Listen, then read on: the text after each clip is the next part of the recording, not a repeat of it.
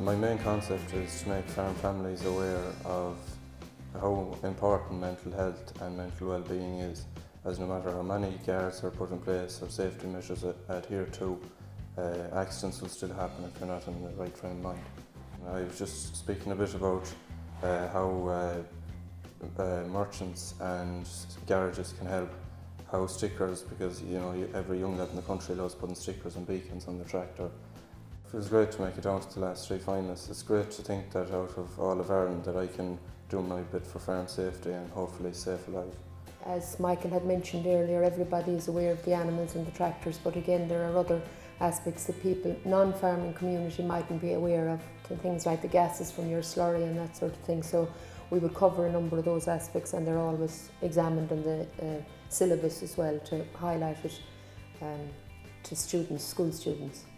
A lot of the children in this school actually would be on farms, would be sons and daughters of farm families, but there'd be other children and friends of theirs that would be visiting the farms as well. And I will be making it quite clear to the students here today that the farmyard is no play yard.